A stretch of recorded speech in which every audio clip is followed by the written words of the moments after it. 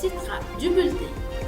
Renforcement du personnel des forces armées béninoises, le gouvernement organise un concours de recrutement militaire de 500 jeunes gens. Vous aurez les précisions. Mise à jour des connaissances dans les associations, les coordonnateurs LCIF de zone du district 403 à 4 du Lions Club International, outillés pour mieux accomplir leurs tâches. Les détails à suivre. Bonjour chez vous. Sakinatou Haruna est l'un des noms qui court presque sur toutes les lèvres actuellement au Bénin. Ceci pour son acte de bravoure. Il y a quelques jours, l'héroïne a été faite chevalier de l'Ordre national. Suivez ici le compte rendu de la cérémonie. Elle fait partie désormais des récipiendaires cités dans l'Ordre national du Bénin. Au nom du président de la République, grand maître des ordres nationaux du Bénin, et en vertu des pouvoirs qui nous sont conférés, Madame Sakina Haruna, nous vous faisons chevalier de l'Ordre national du Bénin. Elle remercie le ministre des Affaires sociales et tous ceux qui ont œuvré pour qu'aujourd'hui elle soit ici, que depuis qu'elle a donc posé cet acte-là, qu'elle-même, elle ne sait pas, elle est dans le bonheur, elle dort paisiblement, elle dort bien, elle ne sait pas ce qui lui arrive. De présenter tous ces remerciements et sa reconnaissance et sa gratitude au président de la République et à tout son gouvernement. Cette distinction, qui n'est rien d'autre qu'une reconnaissance, une prime, tirée de son acte de bravoure et d'humanisme posé par Sakina Haruna, jeune dame, mère au foyer, âgée seulement de 19 ans. Au nom du gouvernement, je voudrais réitérer nos sincères condoléances et notre compassion aux familles des 6 victimes décédées au cours de ce drame. Pour revenir à Madame Haruna Sakina, ici présente, qui est venue accompagnée de son mari et de son oncle, elle a fait preuve d'une audace et d'un humanisme exceptionnel lors de ce sauvetage. Et cet acte de courage démontre de sa part des valeurs d'amour du prochain et de solidarité. Et ces valeurs républicaines qui sont fièrement attachées à notre patrie, le Bénin, sont également des éléments fondamentaux de notre société. Aussi, Madame Haruna Sakina représente un modèle d'exemplarité, de fierté pour la gente féminine en tant que symbole de bravoure. Et à ce titre, elle mérite respect, considération et encouragement. Grâce à elle, 5 personnes ont retrouvé la vie sauve lors d'une noyade sur le fleuve Okpara le 3 août 2020. Je l'annonçais en titre, le gouvernement béninois organise un concours de recrutement militaire de 500 jeunes gens. L'annonce a été faite par le chef d'état-major général. C'était à travers un communiqué en date du 25 août 2020. Les candidats désireux de participer à ce concours sont donc invités à s'inscrire sur le site www.s'engager-fab.com. Ceci dans la période du 7 septembre au vendredi 2 octobre 2020. Ce recrutement vise à renforcer le personnel des forces armées béninoises. Toujours dans l'actualité, le Parti Union démocratique pour un Bénin nouveau, UDBN, a organisé le vendredi dernier l'université d'été. Une rencontre au cours de laquelle la présidente du parti, Claudine Afiali Prudencio, a d'une part présenté le bilan de leurs activités. D'autre part, elle a réaffirmé le soutien du parti UDBN au président Patrice Talon. Suivez cet extrait de leur rencontre. Grâce au programme d'action du gouvernement, l'école béninoise retrouve progressivement ses lettres de noblesse et notre pays sa renommée de quartier latin de l'Afrique. Une nouvelle carte universitaire est tracée. Les restants résultats aux différents examens de fin d'année confirment à suffisance la pertinence et le succès des options faites. Par ailleurs, les procédures de gestion des finances, de l'économie, de la justice du foncier, du travail, de la santé, et j'en oublie, sont améliorées.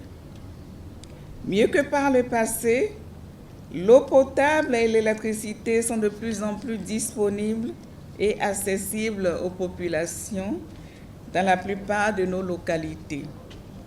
Nous bénéficions également de nouvelles infrastructures routières, marchandes, sanitaires et autres. Autant de facteurs déterminants dans l'effort consenti de façon permanente pour repousser les frontières de la pauvreté et dans certains cas, les frontières de l'extrême pauvreté. Toutes ces réalisations sont à l'honneur du peuple béninois. Malgré quelques plaintes et désaccords qui participent du jeu démocratique. Militantes et militants de l'Union démocratique pour un Bénin nouveau, mesdames et messieurs, cet exploit et toutes ces prouesses méritent bien la reconnaissance, la gratitude et le renouvellement du soutien de notre parti, Union démocratique pour un Bénin nouveau, au président de la République, son Excellence Patrice Guillaume Athanas Talon. Excellence, Monsieur le Président de la République, l'Union démocratique pour un Bénin nouveau, que j'ai l'insigne honneur de diriger, étant déjà résolument engagée à vos côtés, ne vous marchandera point son soutien le jour où vous en aurez le plus besoin pour un nouveau défi au sommet de l'État. Vive l'Union démocratique pour un Bénin nouveau, vive la démocratie béninoise, vive le Bénin. Je vous remercie. Et pour finir, parlons du Lions Club International. Une formation a été organisée à l'endroit des coordonnateurs LCIF de zone du district 403 à 4. Ces coordonnateurs sont désormais outillés pour former à leur tour les membres de leurs différents clubs.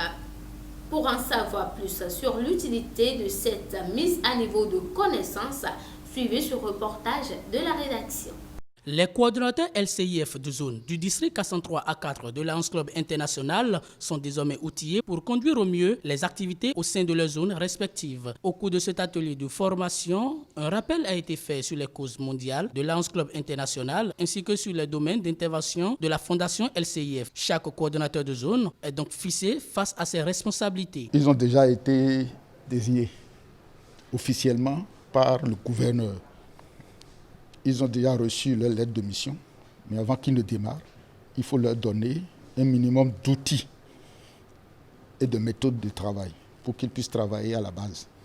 Alors, leur travail consiste à former ceux qui sont dans le club pour que nous puissions contribuer financièrement à notre fondation.